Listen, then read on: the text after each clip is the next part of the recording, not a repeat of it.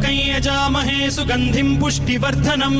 उर्वारुकमिव बन्धनान् मृत्योर्मुक्षीयमामृतात् यो रुद्रो अग्नव्यो अप्सुय ओषधीषु यो रुद्रो विश्वा भुवना विवेश तस्मै रुद्राय नमो अस्तु तमुष्टु हि यस्विषुः सुधन्वायो विश्वस्य क्षयति भेषजस्य